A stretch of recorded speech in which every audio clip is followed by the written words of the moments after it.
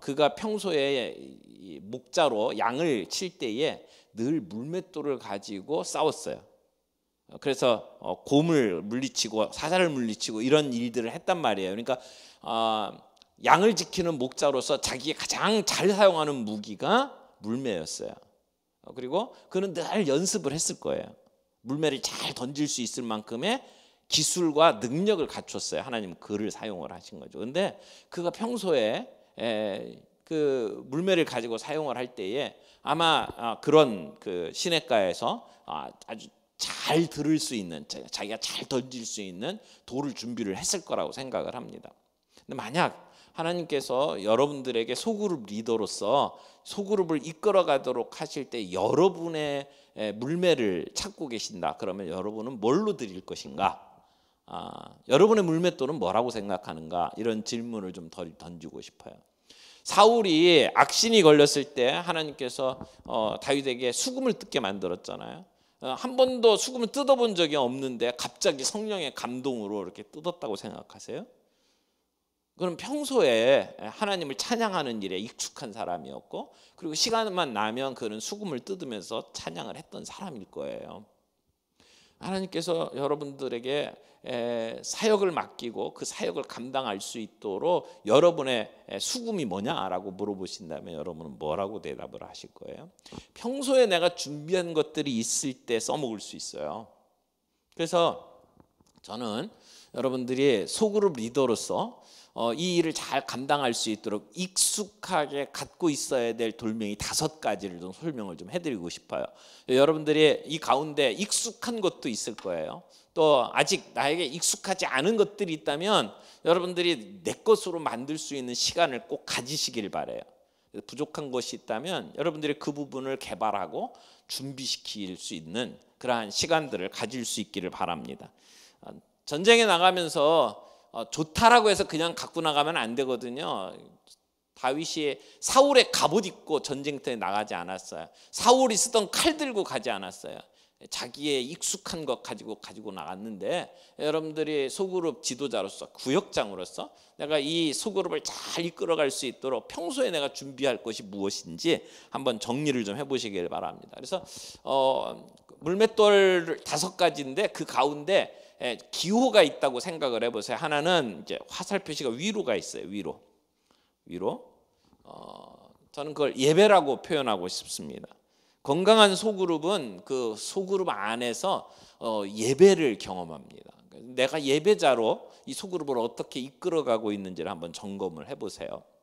우리 사도행전에 보게 되면 그 초대교회 성령님 강림하실 때 오순절 교회의 성도들이 떡을 떼며 오로지 기도하기를 힘쓰며 하나님을 찬미하며 이런 얘기들이 나오잖아요. 이게 다 예배에 관한 거예요. 하나님께 올려드리는 거잖아요. 그러니까 이 소그룹 안에서 하나님께 올려드리는 요소에 대해서 나는 얼마만큼 익숙하게 잘 준비하고 있는지를 좀 점검을 해보세요. 자, 화살 표시 하나는 올라가는 거예요. 반대로 또 하나는 내려오는 거예요. 하나님이 우리에게 주시는 것. 특별히 소그룹에 있어서 중요한 요소 중에 하나는 하나님이 우리에게 말씀하시는 것이 중요하다고 생각을 합니다. 소그룹의 핵심은 내 경험과 내 사랑을 나누는 게 아니고요. 하나님이 우리에게 들려주시는 음성 앞에 우리가 무릎을 꿇는 거예요. 우리의 가장 중요한 기준은 하나님의 말씀이어야 되거든요. 사도행전 2장에서도 그 소그룹 그 초대교회가 가지고 있었던 중요한 요소는 사도들의 가르침을 받아 이렇게 이야기를 하거든요. 사도들의 가르침을 받았어요. 그래서 우리가 말씀 앞에 설 수 있도록 도와주는 것, 이게 소그룹 지도자의 중요한 요소다 이렇게 말할 수 있습니다. 자, 3번째 물맷돌은요, 화살 표시가 이렇게 안을 향해서 들어가는 거예요. 안을 향해서 내부를 향해서.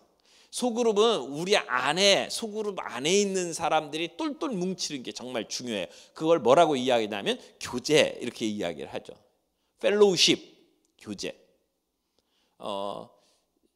사도행전 2장에 나오는 초대교회는 이 교제가 상당히 아주 강화된 소그룹이었다 이렇게 말할 수 있어요. 그들은 함께 음식을 먹었어요. 떡을 떼며 순전한 마음으로 음식을 먹고 그렇게 이야기를 하죠. 먹는 곳에 사랑이 싹 터요. 마음이 오픈돼요. 그래서 중요한 어떤 결정을 내리는 모임을 갖잖아요. 배고픈데 하면 안 돼요. 절대. 그러면 싸워요. 그래서 여러분 교회 안에서 뭐 교사회를 하든 당회를 하든 배가 부른 다음에 꼭 하시길 바랍니다. 먹어야 돼요. 근데 소그룹의 정말 중요한 요소가 뭐예요? 먹는 거죠. 요즘에 코로나 때문에 같이 음식을 못 먹어가지고 스트레스를 많이 받게 되는데, 저희 교회는 주일날 1부, 2부 예배 마친 다음에 늘 식사를 같이 하는데요. 식사 공동체가 굉장히 전 중요하다고 생각을 해요. 같이 먹고 같이 이렇게 먹고 나누는 가운데 무장이 해제가 되고 마음의 여유가 생겨요. 그래서 소그룹 안에서 음식을 대접하는 거 굉장히 전 중요한 부분이라고 생각을 합니다. 근데 단지 음식만이 아니라 소그룹의 가장 중요한 부분 중에 하나가 함께 마음을 나누고 친구가 되는 거잖아요. 자, 세 번째는 화살표시가 안을 향한다고 그랬죠. 그러면 네 번째는 화살표시가 어디로 향할까요? 밖으로. 안에서부터 밖으로 향하는 화살표시를 한번 생각을 해보세요. 그럼 뭐예요? 선교, 전도 이런 요소겠죠. 밖을 향하는 거예요. 하나님께서 우리를 부르신 것은 단지 우리끼리만 잘 살고 잘 먹고 잘 누리라고 하는 게 아니죠. 우리에게 소명을 주셨어요. 밖을 향해서 나아가야 돼요. 그래서 소그룹은 성장해야 돼요. 소그룹은 확장되어야 돼요. 그래서 어떻게 하면 우리가 하나님이 주신 우리에게 주신 은혜들을 바깥에 있는 사람들하고 나눌 것이냐라고 하는 부분들을 생각을 해야 돼요. 그래서 소그룹을 할 때마다 우리는 그 주변에 있는 사람들의 필요가 무엇인지를 찾아보고 그 필요를 채워줘야 해요. 그래서 초대교회에서도 각자의 이렇게 사람들이 가지고 있는 필요를 따라서 나누어주고 도와주고 하는 일들을 했잖아요. 이 사회, 우리 주변에 있는 사람들에게 생명의 양식을 나누어주고 또 그들의 관심사에 대해서 우리가 반응을 보이고, 그래서 그들이 교회 안에 들어올 수 있도록 만들어주는 관문이 소그룹이어야 합니다. 그래서 아까 우리 청년부 자매님이 하셨던 것처럼 교회에 들어와서 소그룹에 적응을 못하면 이게 마지막이다라고 얘기를 하셨는데, 어떤 면에서는 교회에 들어오는 첫 번째 단추가 소그룹일 수도 있어요. 그래서 이 교회라고 하는 문화 속에 익숙하지 않은 사람들은 처음 교회에 오는 거 굉장히 힘들어하거든요. 마치 저희들이 어떤 사찰에 가가지고 이렇게 불공 드리는 데 가서 참여하게 되면 뭐 냄새부터 시작해서 모든 게 다 새롭거든요. 불편하기도 하고요. 그런 것처럼 이런 기독교 문화가 전혀 없던 사람들이 교회 안에 저 발을 들이고 여기에 들어오는 것 자체가 사실은 어려운 사람들이 있어요. 그런 사람들은 우리 소그룹에 이렇게 옆집에 가가지고 같이 이렇게 식탁 이제 문화에 함께 적응하고 그러면서 교제하고 그러다가 교회 안에 들어올 수 있도록 만들어주는 징검다리 역할을 하는 게 소그룹일 수 있거든요. 그래서 소그룹은 전도에 초점을 맞추는 것이 중요합니다. 자, 네 가지 얘기를 드렸어요. 하나는 화살표시가 위로, 하나는 아래로, 하나는 안으로, 하나는 밖으로 이렇게 표시를 했어요. 마지막에 뭐냐면 그 소그룹에서 꼭 점검해야 될 그 화살표시 하나는 앞으로예요. 앞으로. 미래를 향해서 앞으로. 그 얘기는 뭐냐면 소그룹이 다음 세대를 준비해야 된다 그런 얘기죠. 디모데후서 2장 2절에 보면 사도 바울이 그런 얘기를 해요. 또 내가 많은 증인 앞에서 내게 들은 바를 충성된 사람들에게 부탁하라. 저희가 또 다른 사람들을 가르칠 수 있으리라. 사도 바울이 디모데에게 내가 너에게 가르쳐 준 것처럼 너는 누구에게 가르쳐라? 충성된 사람들에게 가르쳐라. 그러니까 내 주변에 신실한 사람들을 확보하고 그들에게 네 받았던 은혜들을 전수하라는 거죠. 그래서 그 사람이 또 다른 사람들을 가르칠 수 있도록 만들어라. 그러니까 대를 이어서 가는 거죠. 사도 바울이 디모데에게 1세대, 그리고 2세대가 3세대 충성스러운 사람들에게, 그 충성스러운 사람이 또 다른 사람에게 믿음의 4세대가 나타나잖아요. 그런 것처럼 이 소그룹 안에서도 그런 대가 이어질 수 있도록 만드는 게 필요하다는 거죠. 여러분, 건강한 교회의 열매는 또 다른 건강한 교회여야 돼요. 우리 교회가 정말 건강하다면 우리는 또 다른 교회를 개척해야 돼요. 여러분이 순장님이시고 여러분이 구역장이라고 한다면 여러분의 열매로 똑같은 사람들이 나타나야 돼요. 정말 여러분이 좋은 구역장이라면 여러분을 통해서 은혜 받고 준비된 또 다른 구역장이 있어야 돼요. 그래서 여러분 그 소그룹 안에서 내가 빠져나가더라도 이 소그룹을 이끌어갈 수 있는 지도자가 준비가 되고 있느냐. 언젠가 이 소그룹이 사람들로 늘어나서 이렇게 분열이 일어나면, 그래서 분순이 일어나면, 그러면 새로운 소그룹을 이끌어갈 수 있는 지도자를 내가 준비하고 있느냐, 미래를 내다보며 사람을 키우고 있느냐라고 하는 것을 꼭 점검해 봐야 된다는 거죠. 이 5가지를 가지고 저희들이 함께 좀 살펴볼 수 있도록 하겠습니다. 5가지 화살표시 기억하시죠? 첫 번째 화살 어디라고요? 위로. 자, 위로 화살표시를 놓고 좀 같이 생각을 해보겠습니다. 하나님의 이름을 높이며 찬양하는 것, 예배의 가장 중요한 핵심이죠. 여러분은 하나님을 어떤 분으로 부르십니까? 여러분이 하나님을 표현할 때는 여러분의 표현으로 뭐라고 표현을 하면 좋을까요? 다윗은 하나님을 부를 때 뭐라고 그랬죠? 여호와는 나의 목자시니 내게 부족함이 없으리라. 다윗에게는 정말 좋은 표현이라고 생각을 해요. 여호와는 나의 목자시니. 그러면 벌써 확 와닿는 게 있을 거라고요. 근데 사실 여러분과 저는 양 키워본 경험이 없어요. 그렇잖아요. 여러분 양 키워보셨어요? 여기서 목동하신 분 계세요? 근데 여호와는 나의 목자시니, 그게 실제 와 닿나요? 사실은 여러분하고 관계없는 얘기예요. 이렇게 들어서 알고 있는 거죠. 그러면 다윗이 이야기했던 여호와는 나의 목자시니, 그것처럼 여러분의 삶 속에서 여러분이 하나님을 고백할 수 있는 표현이 있다면 뭘까요? 또 다윗이 여호와는 나의 산성이시여. 여러분 산성에 가서 이렇게 몸을 숨겨본 적 있나요? 다윗은 사울이 죽이려고 할 때에 저 엔게디 그 사막으로 나갔어요. 그리고는 그곳에 몸을 숨겼죠. 굴 속에 들어가기도 하고, 또 성지 답사를 가게 되면 저 남쪽에 늘 그 방문하는 곳 중에 하나가 마사다라고 하는 곳이 있어요. 거기는 정말 이렇게 깎아지른 듯한 그러한 이렇게 높은 산 꼭대기에 그 마을을 만들었거든요. 로마가 거기를 점검하게 해서 거기를 뺑뺑 둘러서 이렇게 점령을 하고 포위를 하고, 그리고는 2년을 싸워가지고 간신히 점령을 한 곳이에요.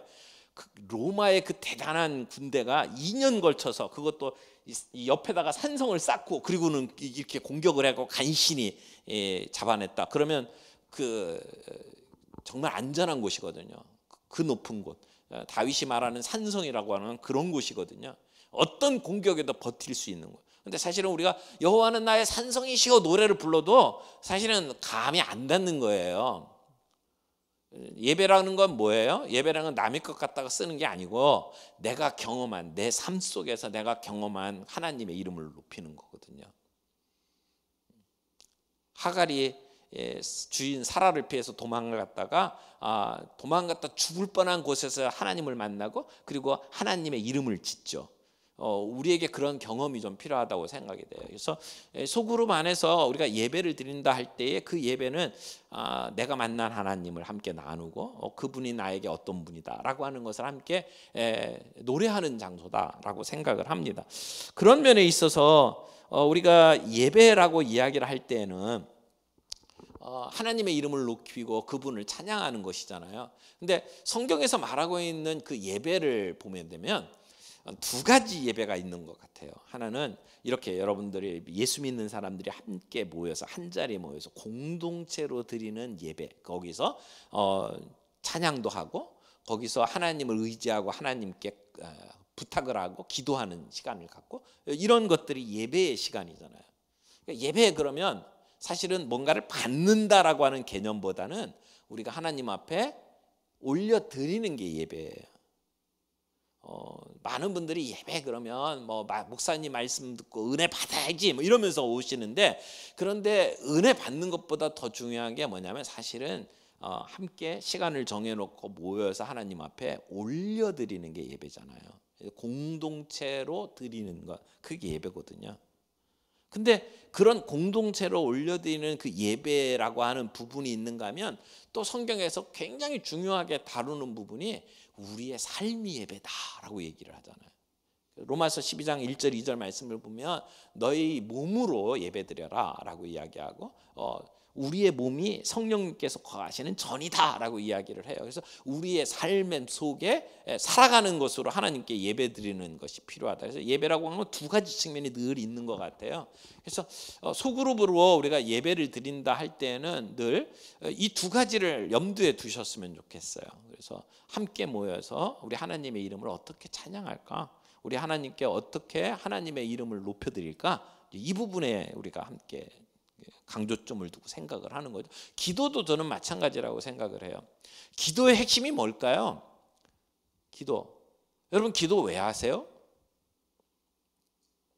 어떤 분들은 하나님께 우리가 가지고 있는 문제를 하나님께 알려드리는 게 기도라고 생각을 하는 분들이 있는데 하나님이 우리의 문제를 모를까요? 하나님이 내가 뭐가 결핍이 되어 있고 내가 뭐가 아프고 내가 뭐 때문에 상처받고 그래서 하나님 날 살려주세요라고 얘기해야만 하나님이 아시나요? 하나님이 모르는 걸 내가 하나님께 정보를 드리는 게 기도인가요? 그건 아니잖아요. 근데 하나님은 왜 우리에게 기도하게 만드시죠? 저는 기도의 가장 중요한 요소는 하나님을 의지하는 거라고 생각해요. 하나님은 우리가 하나님께 맡기고 하나님을 의지하고 하나님께 기대는 것을 좋아하셔요. 그걸 통해서 하나님께서 역사하셔요. 하나님 모르는 게 아니에요. 근데 하나님께 의지하는 걸 요구하는 것이죠. 내가 할 수 있다 생각하는 게 아니라 하나님께 기댈 때 하나님이 역사하시는 거거든요.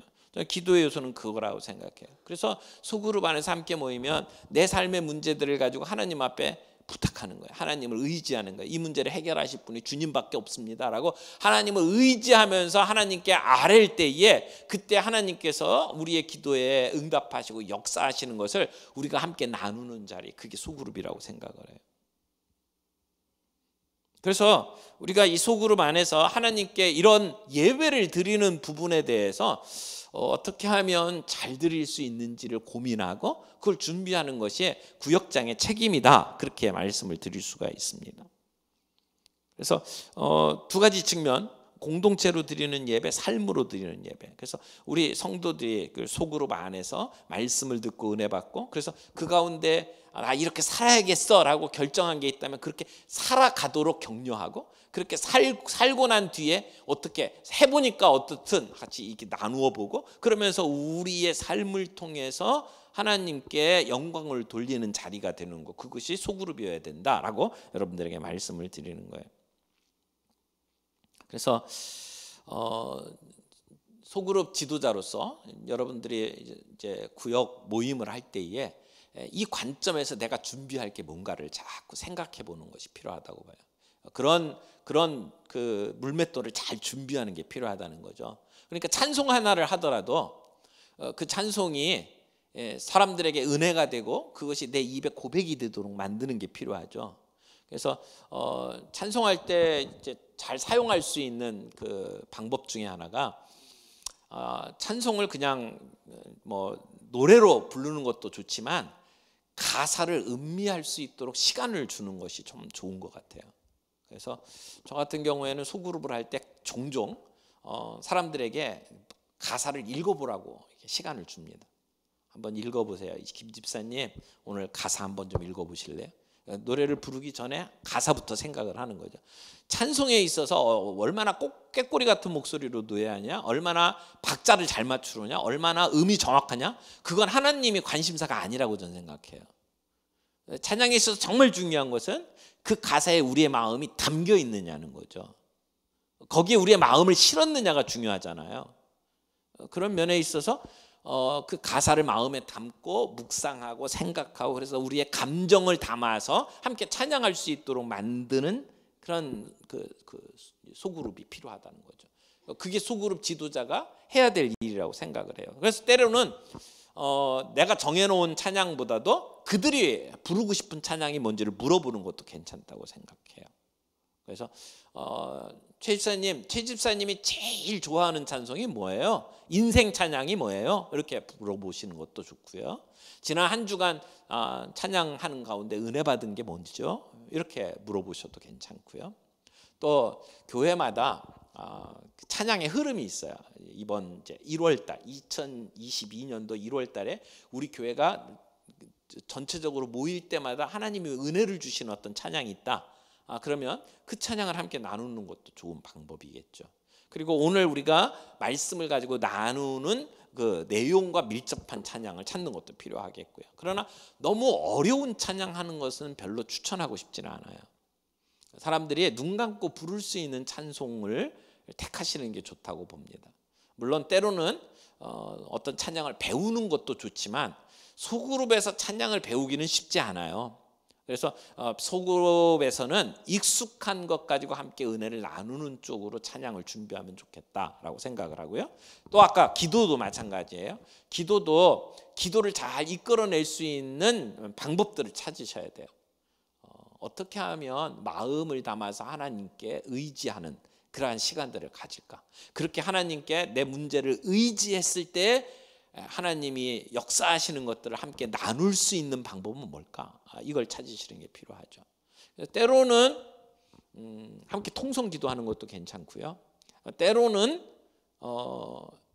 센텐스 프레이어라고 있죠. 한 문장씩만 기도하자. 그래서 한 문장으로 돌아가면서 기도하는 것도 좋은 방법이에요. 특별히 소그룹에 안 믿는 분이 있다든지 또는 믿은 지 얼마 안 되는 분이 있다든지 그래서 기도가 익숙하지 않은 분들이 있을 때는 이 센텐스 프레이어 굉장히 좋습니다. 제가 예전에 제가 젊었을 때 그 미국 여행을 한번 간 적이 있는데 제 선배들하고 같이 이제 미국을 여행을 갔어요. 이제 LA 공항에서 자동차를 타고 이제 그랜드 캐년까지 가는데요. 하루 종일 달려들어 이렇게 도착을 못 하더라고요.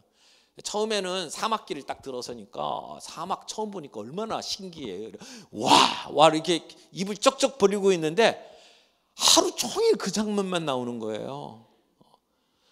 그러니까 이제 운전을 하면서 이제 우리를 이끌고 갔던 선배가 그런 얘기를 하더라고요. 자 이제 볼 거 다 봤으니까 똑같은 장면이야. 그러니까 계속 봐봤자 재미없으니까 우리 기도하면서 갈래?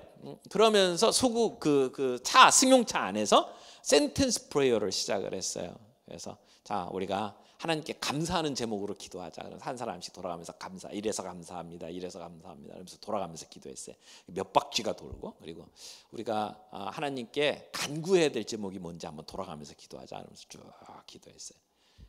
그래서 우리의 자신을 놓고 기도하고 우리 가족을 놓고 해서 기도하고 그러다가 우리 다른 사람을 위해서 한번 기도해 볼까? 그러고는 다른 사람들을 놓고 기도하고 이러면서 기도하면서 갔는데 몇 시간이 금방 지나갔어요. 저는 그렇게 기도를 재밌게 해본 적이 없어요. 그렇게 기도를 하고 그 경험들을 가지고 한 10년 지났나요? 10년 지난 다음에 제가 유학기에 들었었어요. 비행기 타고 미국에 유학을 가는데 비행기 안에서 언뜻 그 생각이 떠오르는 거예요. 10년 전에 내가 그랜드 캐년 가면서 차 안에서 했던 기도들이 생각이 난 거예요. 근데 놀랍게도 그때 기도했던 기도들이 거의 다 이루어진 것을 경험을 했어요. 그때 뭐라고 기도했냐면 그 중에 하나가 하나님 더 공부하고 싶어요. 저도 여기 와서 한번 공부할 수 있으면 좋겠어요. 이런 기도를 했어요.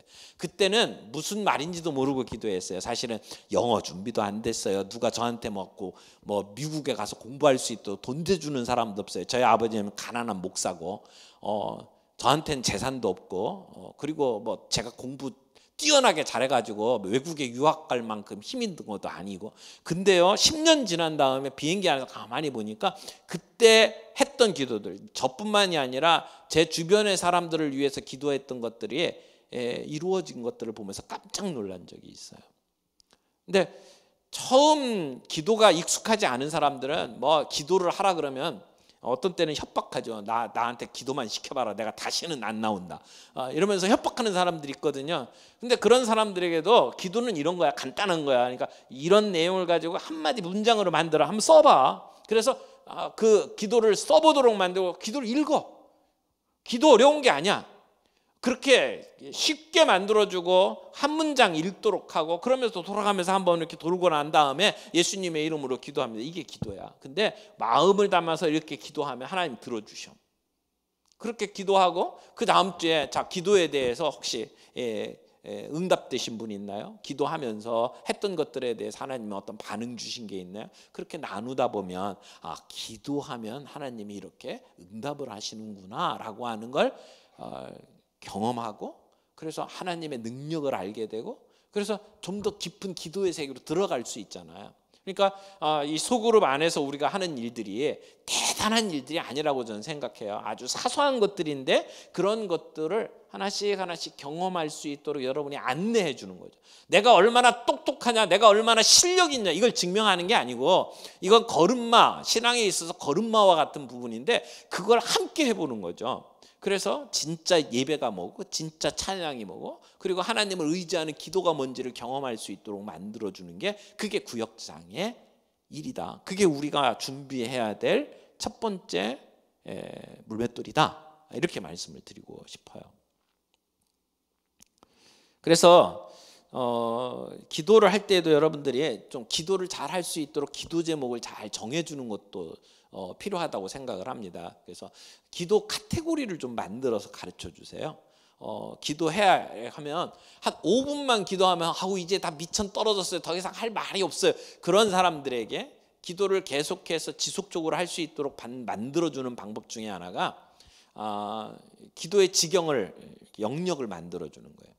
그래서 동심원 있잖아요. 동심원이 점점 넓어지잖아요.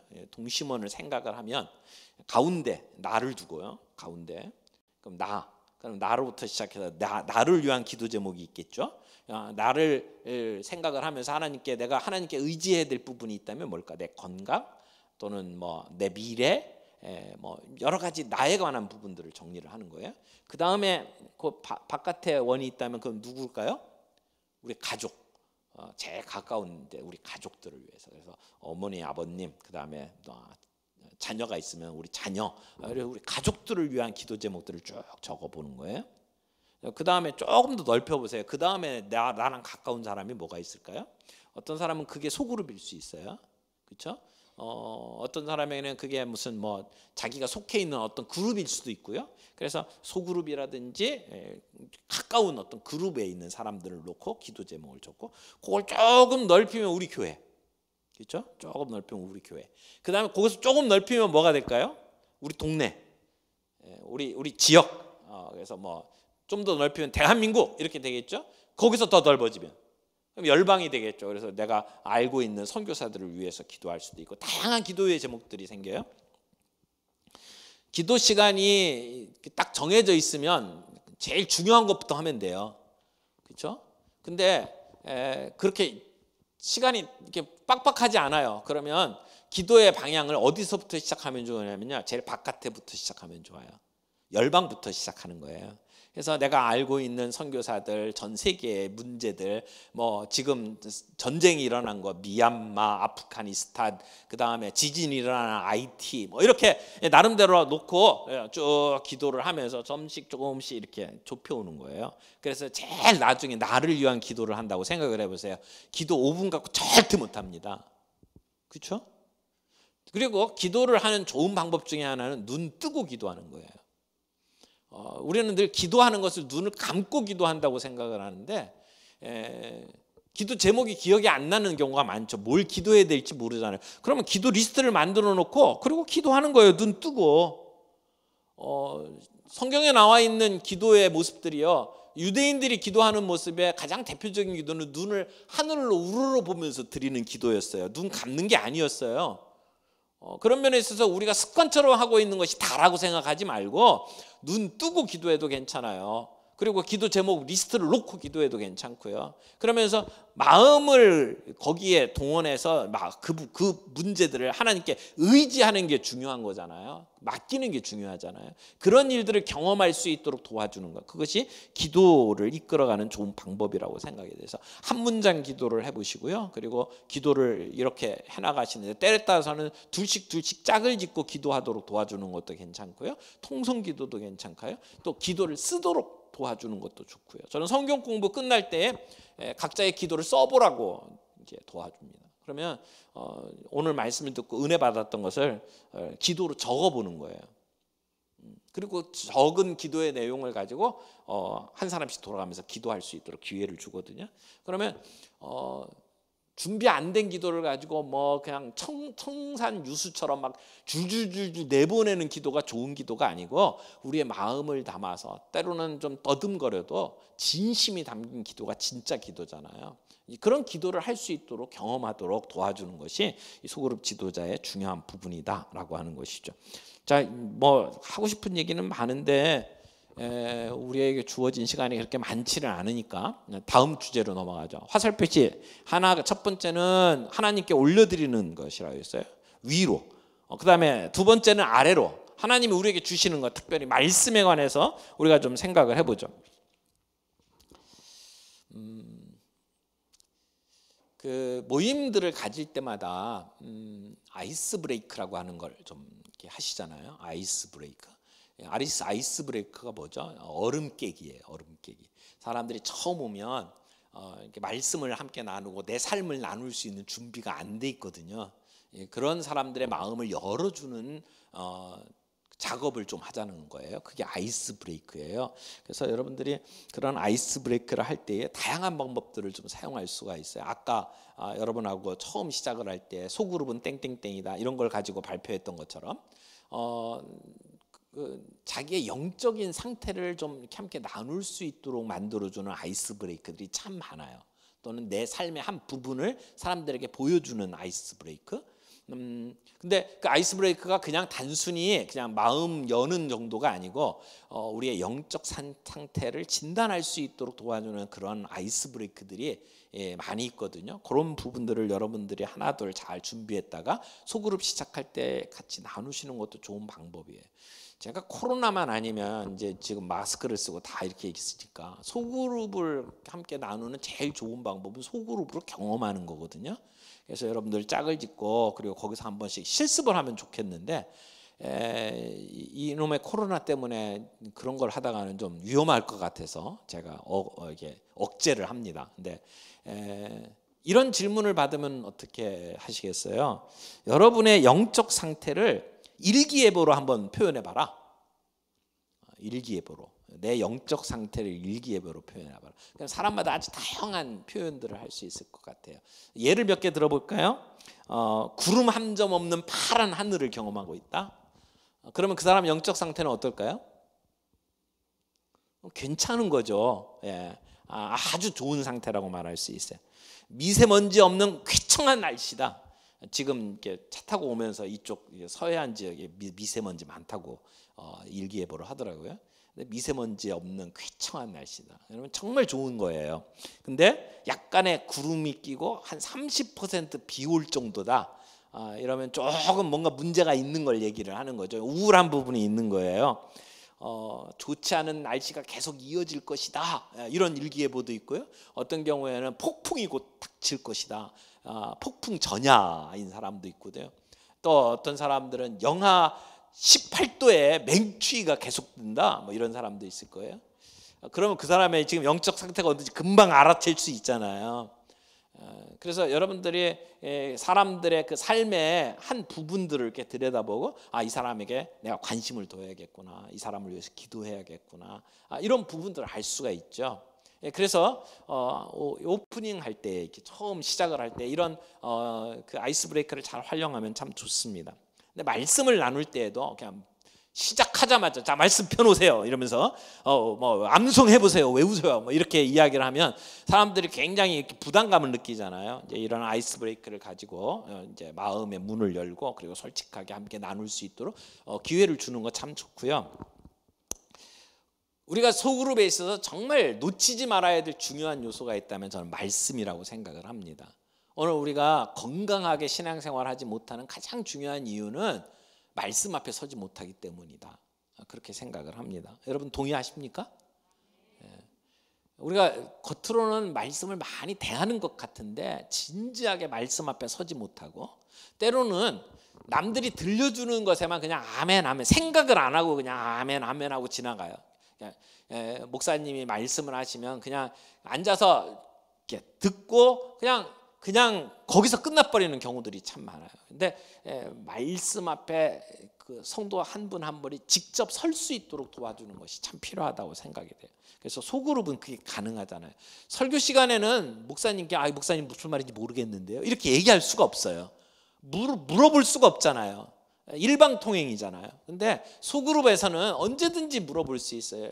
구역장님 이게 뭐예요? 구역장이 하는 말이 도대체 무슨 말인지 모르겠는데요, 그렇게 말할 수가 있잖아요. 그분들로 하여금 생각할 수 있도록 도와주고 직접 성경을 볼 수 있도록 도와주는 것이 필요하다고 봅니다. 사람마다 영적인 수준들이 있잖아요. 이제 아주 기초적인 단계에서 머물러 있는 사람이 있고, 뭔가 이렇게 아주 재미가 있게 뭔가 빨아들이는 사람이 있고, 그런가 하면 어떤 사람들은 정말 주님과의 깊은 친밀한 관계를 가지고 살아가는 사람이 있고, 어떤 사람은 그리스도 중심으로 아주 신실하게 살아가는 사람들이 있을 거예요. 여러분들이 그 구역 안에서 한 사람 한 사람의 영적 수준이 어느 상태에 있는지를 어느 정도 진단할 수 있잖아요. 이 사람은 1단계, 2단계, 3단계, 4단계.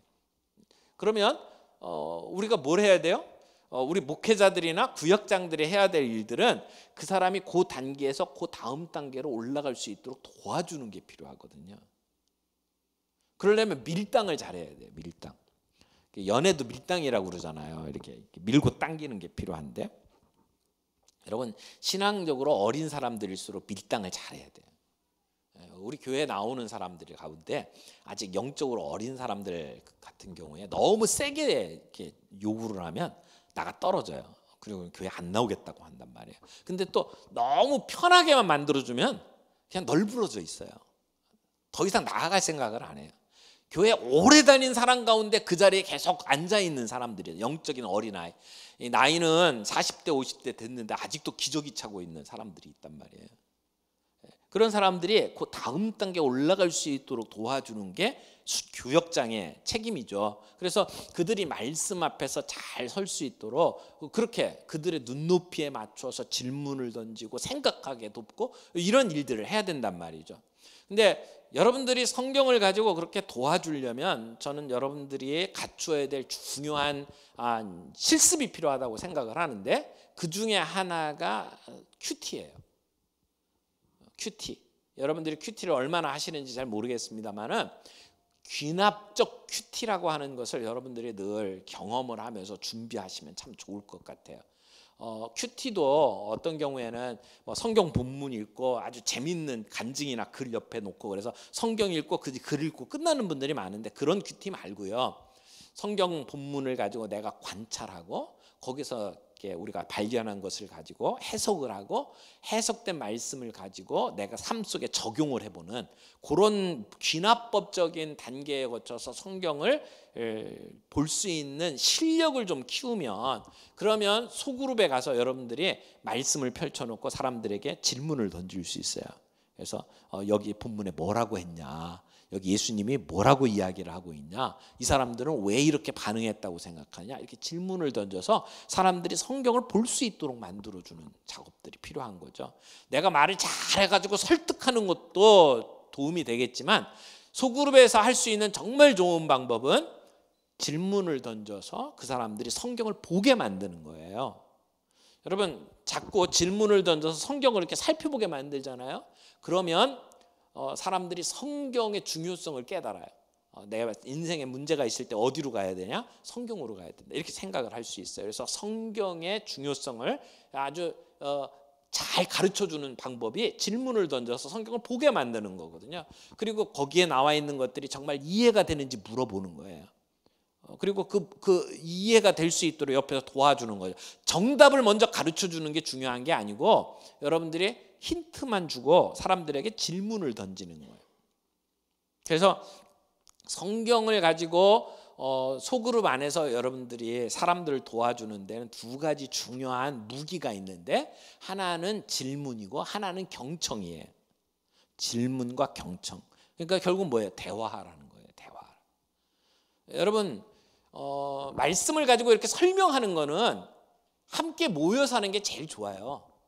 왜냐하면 여러분들이 설명을 기가 막히게 목사님보다 더 잘할 자신 있어요? 그럴 자신 있으면 사람 앉혀놓고 하세요. 예. 근데 소그룹으로 모여서 그것까지 할 필요가 없잖아요. 그런 건 목사님이 다 하시니까.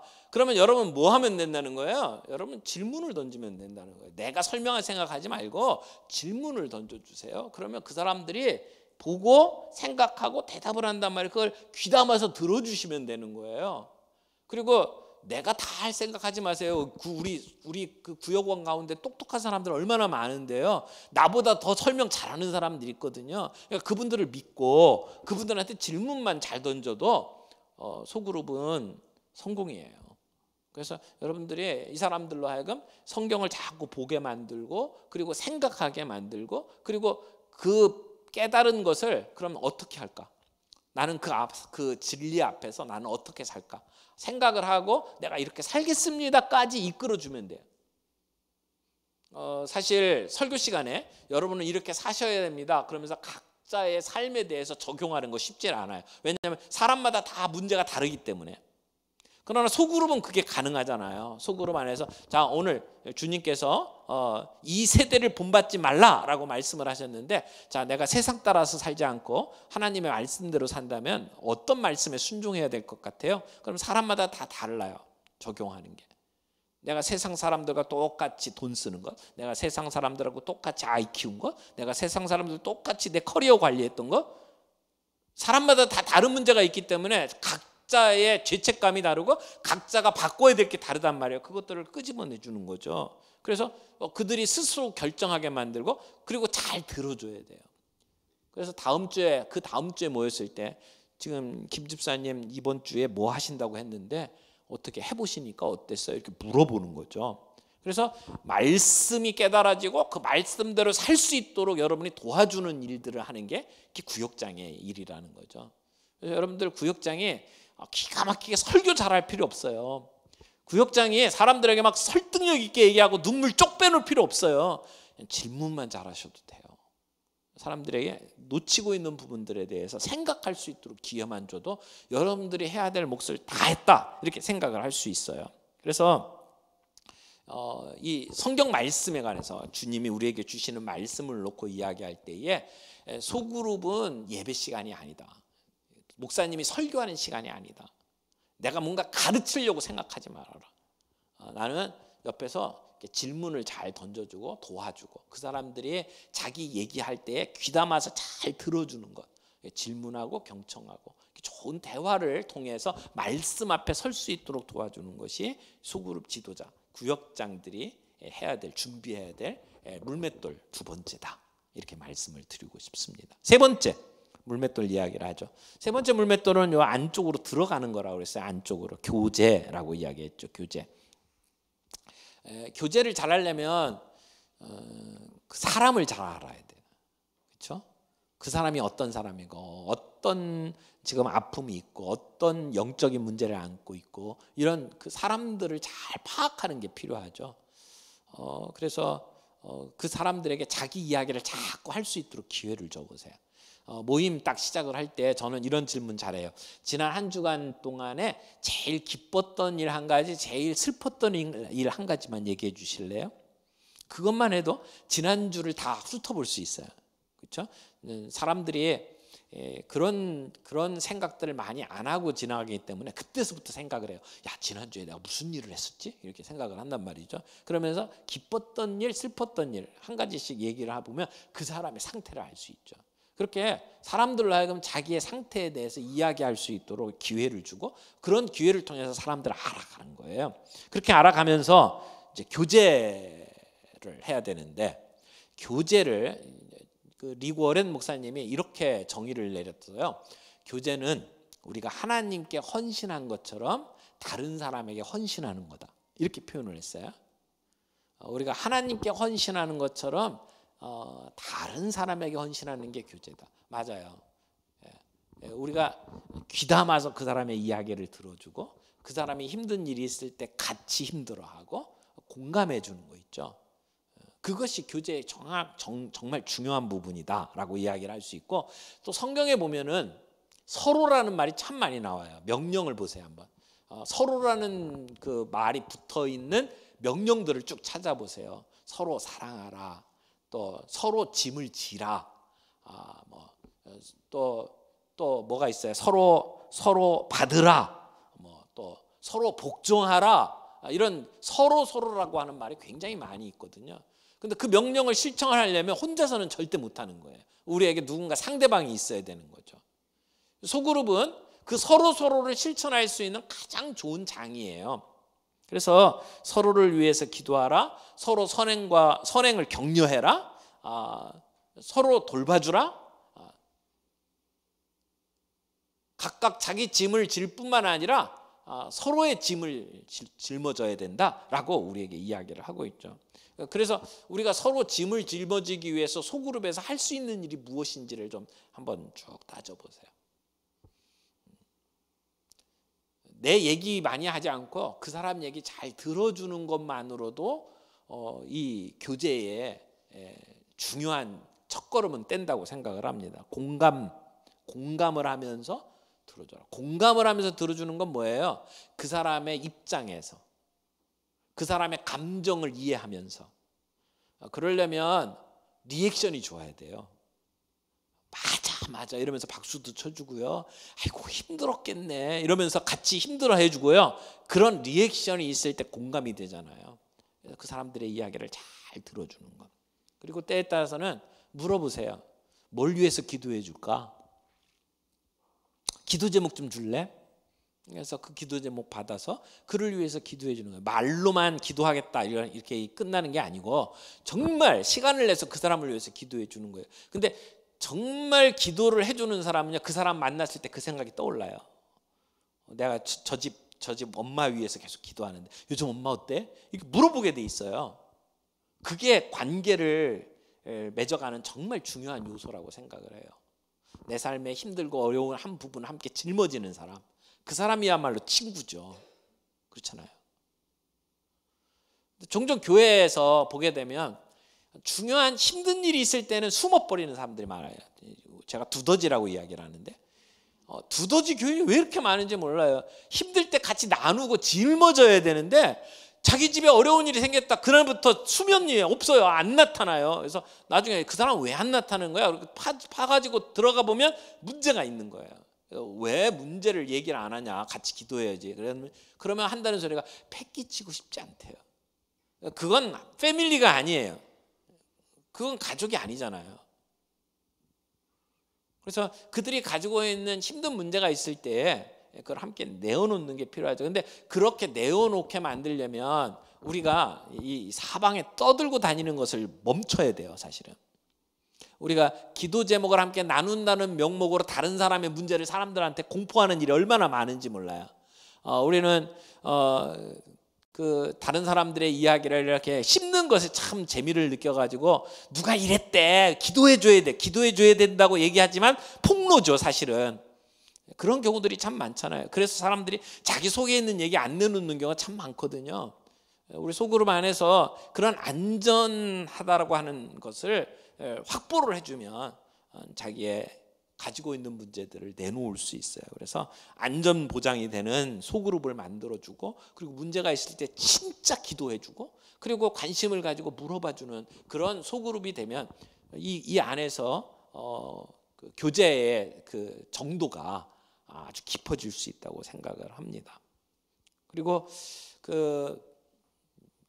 혹시 여러분들에게 그런 시간이 있는지 모르겠는데 5가지 사랑의 언어라는 책이 있어요.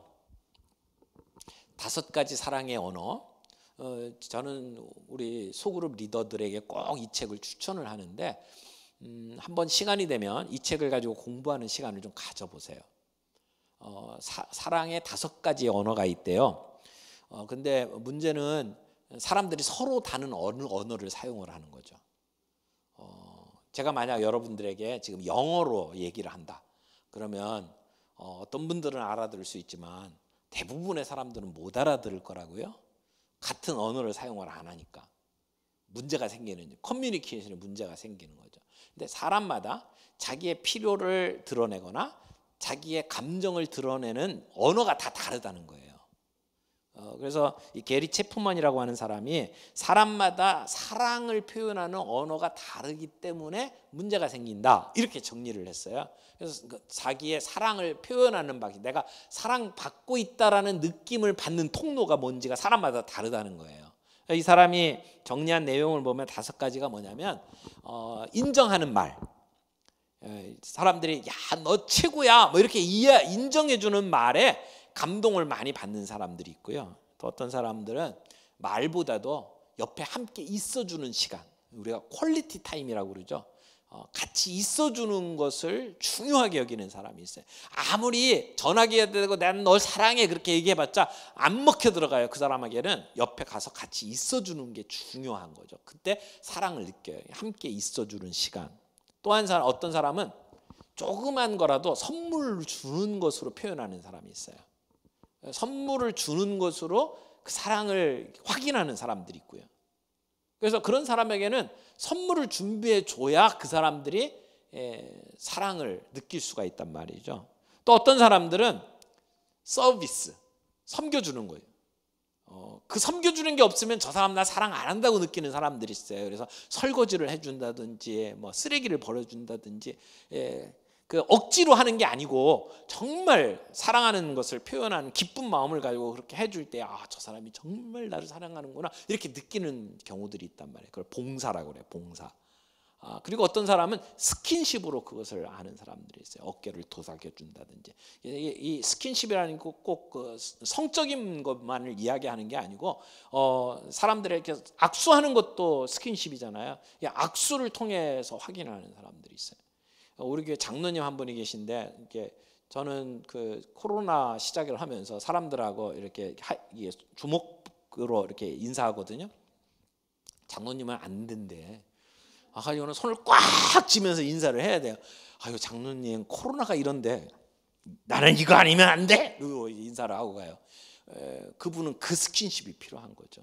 그게 아니면 사랑을 못 느끼는 거예요. 사람들이 각각 다른 스킨십, 다른 선물 뭐 이런 것을 통해서 자기의 사랑을 확인하는 사람들이 있다는 거죠.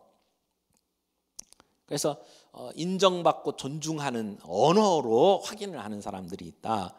그러면 그런 사람들에게는 여러분이 그렇게 대우를 해주셔야 돼요. 내가 가지고 있는 방식으로 얘기를 하면 못 알아들어요. 내가 한국말을 한다고 해서 외국 사람한테 한국말로 설명을 하면 안 되죠. 그 사람이 알아들을 수 있는 말을 내가 배워서 표현을 해야 돼요. 그러니까 그 인터넷에서요, 이 사랑의 5가지 언어 이렇게 치시면 테스트하는 게 나와요.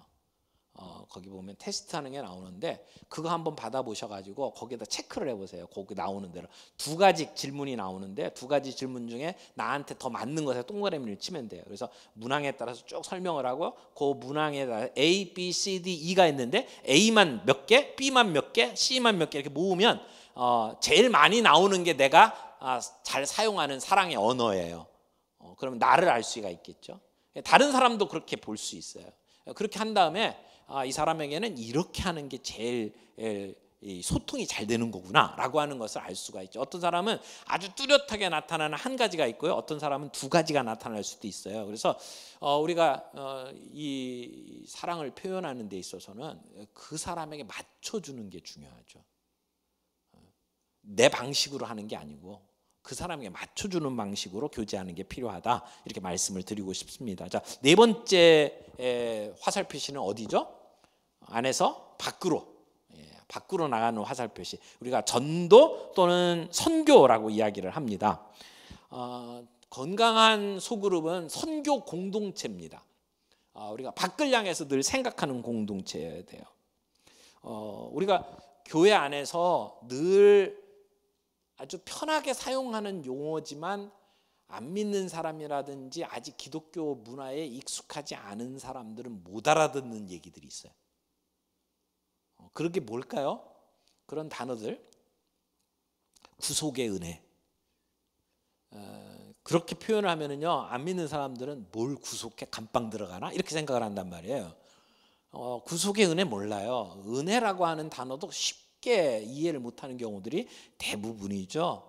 뭐 우리가 잘 사용하고 있는 용어 중에 아멘, 할렐루야도 무슨 뜻인지 모르는 사람 참 많아요. 지난주에 저희 교회 어떤 새신자가 왔는데 그분하고 대화를 하다가 자기 형 뭐 자기 아는 사람들이 다 목사고 뭐 이런 집안인데 자기만 여태까지 안 믿었대요. 근데 이제 교회에 처음 나온 거예요. 그러면서 목사님 저는 아멘이 뭔지도 몰라요. 뭐 이런 얘기하더라고요.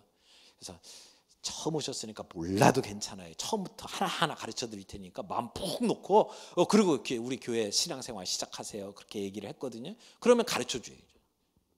아주 기초적인 것부터. 아멘 이게 뭔 뜻인지, 할렐루야 이게 뭔 뜻인지, 그리고 왜 기도해야 되는지, 성경은 어떻게 펼쳐야 되는지 가르쳐 줘야 되잖아요. 근데 그런 입문 과정이 없이 사람들을 훅 들고 들어오는 경우들이 참 많이 있거든요. 근데 전도를 할 때는 그런 사람들을 배려하라는 거죠.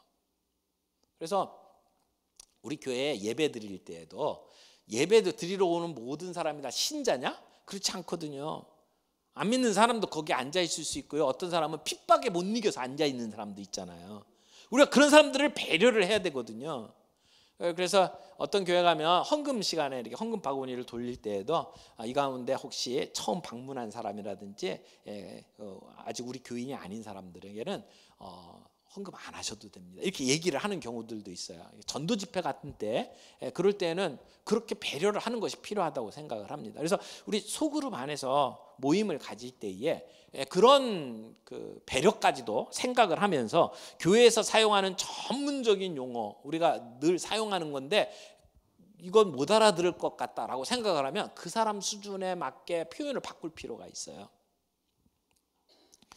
그리고 전도라고 하는 것을 어떤 분들은 내가 예수 믿어야 된다라고 설명을 하고 그 사람이 나 믿겠습니다 결심하는 것이 전도라고 생각을 하는데, 엥겔이라고 하는 분이 엥겔 스케일을 만든 적이 있어요. 그 사람이 만든 척도가 있는데 그 척도를 보게 되면 전도는 과정이다 이렇게 설명을 해요.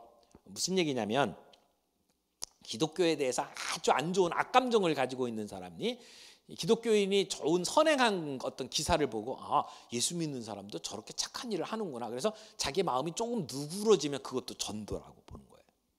이해가 되시죠? 교회 한 번도 안 가봤던 사람이 농구 시합하러 교회 안에 들어왔다. 그것도 전도 중에 하나죠. 왜냐하면 교회 마당을 한 번 밟게 되면 그만큼 두려움이 없어지는 거거든요.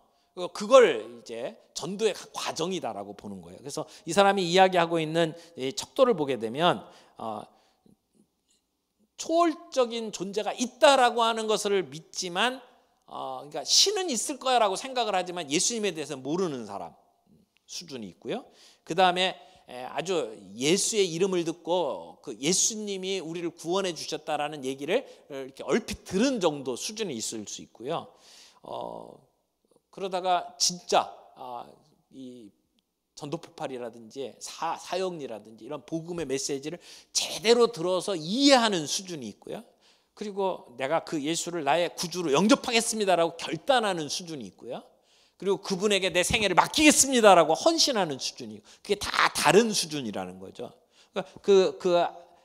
아주 부정적이고 애매모호했던 것에서부터 조금 더 확신을 갖게 되는 과정으로 마이너스 8에서 마이너스 5까지 왔다. 그럼 아직 마이너스지만 그렇게 되어가는 과정이 그게 전도다 이렇게 보는 거죠.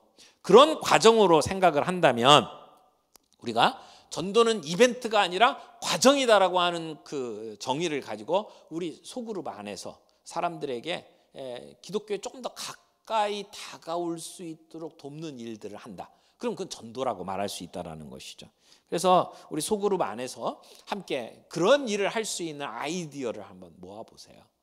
우리 아파트에 그 베란다 창문에 예쁜 꽃을 하나 걸어두는 것. 그것도 우리 주변 사람들에게 야, 저 집은 참 예뻐 이렇게 이야기를 하면서 가더라도 그것이 전도의 한 방법일 수 있다라는 거죠. 사람들이 많이 쓰는데 관리하는 사람이 없어서 지저분해. 그러면 우리 구역에 가가지고 거기 가서 청소를 해주는 것도 그게 하나의 전도 방법이라는 거예요. 저희 교회 같은 경우에 종종 하는 것들이 우리 지역 사회의 어려운 분들을 돕는 일들을 이제 고민을 하면서 찾아내요. 그래서 독거노인도 계시고 뭐 힘든 분들이 계신데 그 중에 하나는 그 독거노인들에게 매일 야구르트를 배달을 해주는 사업을 하고 있거든요. 그래서 야구르트가 바깥에 있다가 들어가면 그분은 지금 움직이는 분이고, 근데 그 다음날 갔는데 그대로 있다 그러면 그 야구르트 배달하시는 분이 신고를 하도록 만들어놨어요. 이 사람 지금 뭔가 문제가 있다라고 하는 것을 알 수 있는 거죠. 그런 일들을 이제 동사무소하고 같이 이렇게 연계해가지고 하고 있거든요. 그래서 때로는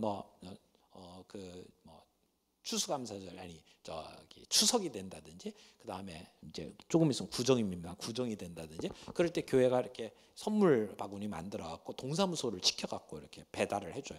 저희는 뭐 교회에서 보낸다 이런 얘기 전혀 안 하는데 동사무소에서 소개를 해줘요. 이거는 대림교회에서 주는 거야. 그러면서 사람들에게 앵겨주거든요.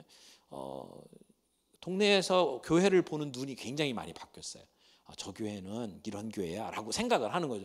그렇게 교회에 대해서 깍쟁이다 뭐 이런 생각을 하다가 교회가 이런 것도 하네 라고 생각을 하면서 마음에 이렇게 여유를 갖도록 만드는 것도 전도의 한 부분이란 말이에요. 그렇다면 우리가 소그룹 안에서 할 수 있는 게 있다라는 거죠. 구역별로 할 수 있는 게 있어요.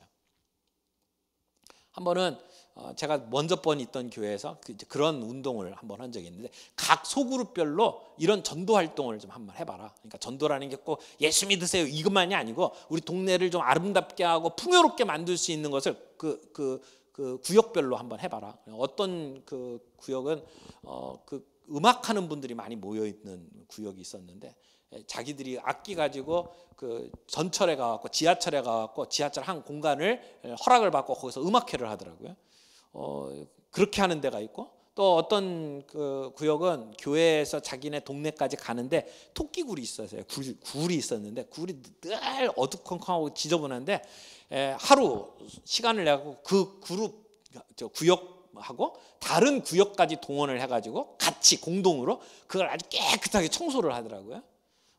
사람들이 깨끗해졌네라고 분명히 느꼈을 거예요. 그리고 어떤 사람들은 물어볼 거예요. 저 사람들이 누군데 저걸 하냐? 그러면서 우리의 존재를 알리는 거죠. 우리를 통해서 우리 동네가 깨끗해지고 아름다워지고 그러면서 풍요로워질 수 있는 일이 있다면 그것 자체가 전도가 된다라고 이야기를 하는 거예요. 그래서 아파트에 정원 가꾸는 거, 또 쓰레기 분리수거 돕는 거, 또 우리 어려운 일을 당한 사람이 있으면 같이 가서 도와주는 거, 이런 일들을 우리 구역이 할 수 있는 일이 뭔지를 찾아보고 하는 거죠. 그리고 1년에 한두 번 정도는요, 여러분이 열린 구역을 하면 좋지 않겠나라고 생각을 해요. 열린 구역. 대부분은 우리 구역원들끼리만 모이는데, 이날은 우리가 바깥에 있는 안 믿는 사람들을 초청하는 구역 모임. 1년에 한 번 정도 또는 두 번, 봄, 가을 이렇게도 괜찮아요. 그래서 그때는 각자가 이렇게 팟럭이라고 그러죠. 자기가 이렇게 집에서 잘하는 음식 한 가지씩 해가지고, 그래서 접시를 가지고 모이고, 그리고 누군가를 초청을 하는 거예요. 그래서 초청한 대로 한 분이 오든 두 분이 오든 세 분이 오든 이렇게 같이 모여서 식사하고, 그리고 그 중에 우리 구역원 중에 한 사람이 예수 믿고 좋은 점 간증할 수 있도록 이렇게 도와주고, 그리고 간단하게 이렇게 말씀 같이 나누고, 그리고 좀 어려운 일이 있으면 우리가 기도해 줄게, 얘기 좀 해봐. 그래서 그 사람을 위해서 기도해 주고, 그런 시간을 갖는 그런 열린 구역. 그러니까 교회에서 열린 교회에서 그 전도 집회도 하지만 구역에서 하는 전도 집회도 가능하다는 거죠. 그래서 한번 이렇게 같이 와서 사람들하고 이렇게 열린 마음을 가지고 대화를 할 수 있는 시간들을 만들어 주는 것도 좋은 방법이다라고 생각을 합니다. 그런 기회를 만들려면 정말 많이 만들 수 있어요. 제가 아는 장로님 한 분 계시는데 최근에 세상을 떠나셨는데, 그분은 대한항공에서 근무하셨던 분이에요. 근데 이분이 늘 하던 일 중에 하나가 예수 잘 믿는 자기 친구 셋이 있어요. 셋이 한 달에 한 번씩 모여서 식사를 해요. 한 달에 한 번씩. 세 명이면 이렇게 네 테이블에 모이면 한 자리가 비잖아요. 근데 그날 식사를 대접하는 사람이 돌아가면서 이렇게 한 번씩 대접을 하는데, 식사를 대접하는 사람이 자기 친구 안 믿는 사람을 데려오기. 그래서 누군가가 오는 거예요. 그리고 그 사람을 앉혀놓고 셋이서 아다리치고 같이 밥을 먹으면서 그러면서 얘기를 하는 거예요. 야, 너는 어떻게 예수도 안 믿으면서 어떻게 세상을 살 수 있냐, 이런 이제 분위기로 그 사람을 위해서 격려를 해주고 위에서 기도도 해주는 거죠. 그 사람 얘기를 들으면서 요즘에 직장 때문에 너무너무 고민이 많이 되는데 이거 어떻게 쓰면 좋을지 모르겠다. 그러면 우리가 기도해 줄게. 그러면서 밥 먹고 함께 기도해 주는 시간 갖고 헤어지는 거예요. 그런 시간들을 1년에 12번을 하면서 이렇게 지내오셨더라고요. 전 귀한 모임이라고 생각을 합니다. 우리가 그 구역에서 그런 시간들을 가질 수 있다고 봐요. 누군가를 초청을 하고 우리가 그분에게 정말 맞춤 전도를 하는 거죠. 그분에게 마음을 쏟고 선물 준비하고 그리고 식사 같이 하고 그런 분위기가 너무너무 좋다면 그 사람은 언제든 다시 올 수 있는 가능성이 있는 거거든요. 소그룹에서 할 수 있는 전도의 방법이라고 생각을 합니다. 마지막은 이제 앞으로라고 그랬죠. 앞으로 다음 세대 리더를 키우는 일이에요. 우리가 내가 그 자리를 떠나더라도 그 모임이 잘 진행될 수 있도록 만들어주는 리더가 진짜 리더예요. 내가 있을 때는 뭔가 잘 되는 것 같은데 내가 싹 빠져나와서 그 모임이 없어졌다. 그건 좋은 리더가 아니에요. 그 사람이 있을 때는 뭔가 대단한 것처럼 보이는데 그 다음이 없는 거죠. 종종 자기가 있을 때는 뭔가 과시를 하고 뭔가 대단한 것처럼 보이는데 그 다음이 없는 사람들이 많아요. 근데 진짜 리더는 내가 있던 그 자리에서 빠져나오더라도 그 꿈과 비전이 계승되고 그 일들이 더 확장될 수 있도록 만들어주는 사람이 진짜 리더죠. 저는 구역장으로서 진짜 좋은 구역장은 내가 그 자리를 비우더라도 그 안에서 그 일들이 계속 될 수 있도록 사람을 키우는 리더다 이렇게 말씀을 드리고 싶어요. 그런 말 있잖아요. 사과나무의 열매, 진정한 열매는 뭐냐? 사과 열매가 아니라는 거예요. 사과를 맺는 이유가 뭐예요? 그 안에 씨가 있는 거죠. 그 씨가 땅에 떨어져서 또 다른 사과나무를 맺도록 하는 게 그게 목적이죠. 그러니까 진정한 사과나무의 열매는 또 다른 사과나무다 이렇게 말할 수 있어요. 우리가 진짜 좋은 구역장이라고 한다면 나로 인해서 구역장의 꿈을 가지고 준비되어지고 언젠가 그 사람이 구역장으로 세워지는 걸 보는 것이 진짜 좋은 지도자다 이렇게 말할 수 있을 겁니다. 그러려면 여러분들이 사람을 키울 방법을 찾아야 돼요. 여러분이 구역장으로 일하시면서 감기가 걸렸어요? 목이 아파요? 죽자 사자 순교의 각오로 구역장 하면 안 돼요. 그게 얼마나 좋은 기회예요. 사람을 키울 수 있는. 그래서 옆에 주변에 있는 내 다음에 구역장을 이끌어갈 사람에게 나 목 아파 도와줘. 그래서 그 사람에게 기회를 주는 거예요. 처음에는 불불 떨면서 안 돼요 뭐 그럴지 모르지만 한 번 하고 두 번 하면은요 그 다음에 언제든지 시켜도 되는 사람이 되잖아요. 처음부터 잘하는 사람 없거든요.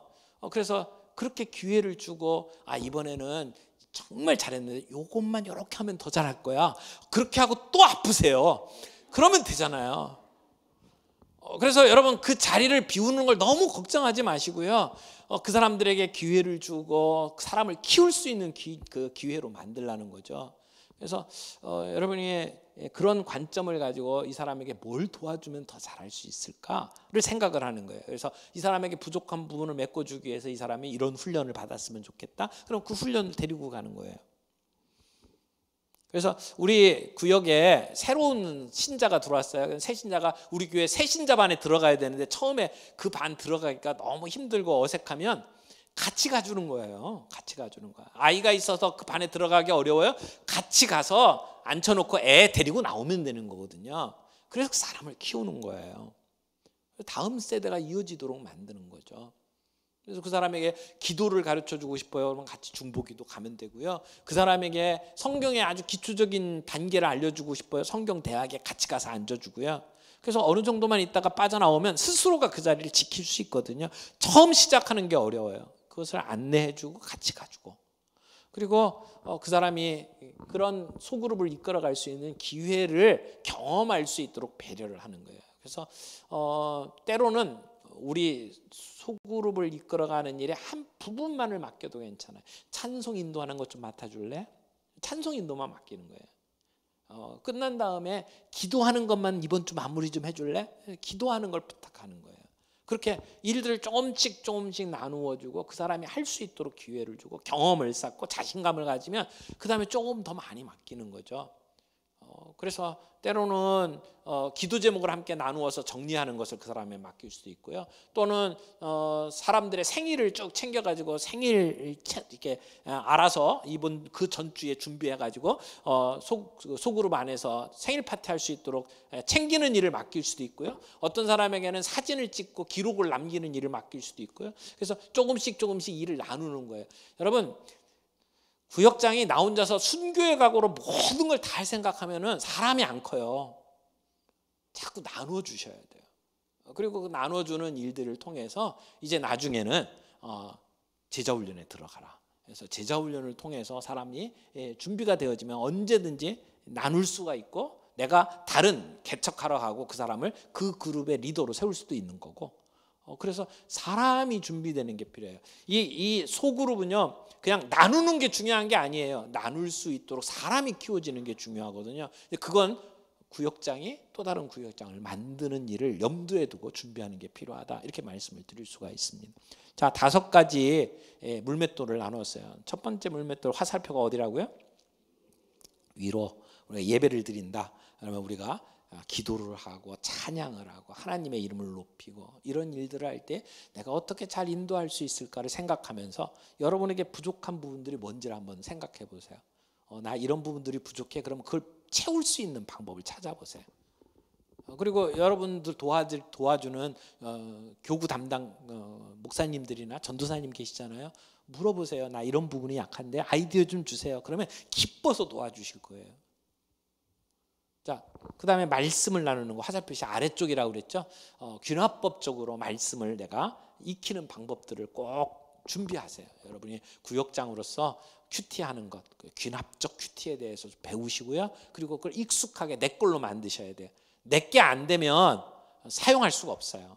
그래서 내 걸로 연습하시는 시간들을 꼭 가지세요. 그래서 그런 걸 배울 수 있는 시간들에 여러분 참여하시고 연습하시고 사람들하고 같이 자꾸 그런 큐티를 나누는 운동을 하시고요. 그리고 2가지 무기가 있다고 그랬죠. 질문하고 잘 들어주고. 그래서 설교하려고 하지 말고 질문을 던져서 생각하도록 할 수 있도록 도와주고, 그 사람이 얘기할 때는 잘 들어주고, 그러면서 말씀 앞에 다가갈 수 있도록 자꾸 함께 노력하는 것이죠. 그것이 화살표시 아래. 그 다음에 화살표시 안쪽으로, 그건 뭐라고 그랬어요? 교제라고 말씀을 드렸어요. 서로 사랑하는 것이죠. 함께 교제를 나누기 위해서 내가 할 수 있는 일이 뭘까? 한번 생각을 해보세요. 그 부분에 내가 약한 부분이 뭘까? 내가 사람들의 필요를 알아보고 사람들이 어떤 상황에 놓여 있는지 잘 몰라요? 그럼 그걸 개발을 해야죠. 어떻게 하면 사람들과 함께 그 문제들이 무엇인지를 알고 도와줄 수 있을까? 서로 속을 터놓고 이야기할 수 있을까? 그 다음에 화살표시 바깥으로 전도라고 그랬죠. 선교, 전도. 우리가 좋은 선교 공동체가 되려면 어떻게 할까? 우리가 지역사회를 놓고 어떻게 활동을 하면 좋을까? 우리 주변에 안 믿는 사람들 어떻게 우리 소그룹으로 초청할 수 있을까? 거기서 복음을 어떻게 드러낼 수 있을까? 이런 생각들을 하고, 마지막으로 앞으로, 화살표시 앞으로, 그러면 내 다음 이 구역장을 이어갈 수 있는 사람을 어떻게 키울까? 내가 함께 돌보는 구역원들 가운데에 적어도 내 대를 이을 수 있는 구역장 하나 둘은 점 찍어 놓고 그 사람들이 커갈 수 있도록 내가 기회를 제공하고 그들을 위해서 도와주는 것이 필요하다라고 하는 것을 말씀을 드렸습니다. 자, 시간이 많이 지났는데요. 오늘 5가지 물맷돌 준비하는 것을 말씀을 드렸습니다. 잘 준비된 물맷돌이 있을 때에 하나님께서 그걸 통해서 여러분들을 사용하실 겁니다. 그럴 때에 아무리 크게 보이는 골리앗도 무너지는 것을 볼 수 있을 겁니다. 여러분들을 통해서 하나님께서 이루시는 놀라운 역사들을 함께 볼 수 있기를 바라고, 이 구역이야말로 우리 교회의 척추다, 우리 교회의 정말 모세혈관이다라고 생각을 하시고, 내가 잘하면 우리 교회가 성장하고 내가 잘하면 우리 교회가 건강해진다, 이런 생각을 하시면서 여러분들이 귀하게 쓰임받는 놀라운 역사가 있기를 바랍니다. 같이 기도하겠습니다. 사랑의 하나님 아버지, 2022년도를 시작하면서 우리 구역장들이 함께 모였습니다. 하나님 귀한 직분 맡겨주셨는데 이 직분 잘 감당할 수 있는 힘과 능력을 주시기를 원합니다. 하나님, 우리는 부족합니다. 연약합니다. 그러나 우리를 통해서 일하시는 하나님의 능력을 보기를 원합니다. 성령님, 우리 가운데 함께 해주시고 감당할 수 있는 힘을 주시기를 원합니다. 오늘 다윗이 골리앗과 싸우러 갈 때 5개의 물맷돌을 들고 간 것처럼 우리도 소그룹 지도자들로서 필요한 물맷돌들을 같이 살펴보았습니다. 우리에게 부족한 부분이 뭡니까? 더 연습해야 될 부분이 뭡니까? 개발해야 될 부분이 무엇입니까? 하나님, 보게 하시고 갈고 닦게 하시고 잘 준비하게 하셔서 언젠가 주님이 쓰시고자 할 때에 귀하게 쓰임받으며 하나님의 역사를 경험할 수 있는 우리 구역장들 되게 해 주옵소서. 예수님의 이름으로 기도합니다. 아멘. 수고하셨습니다.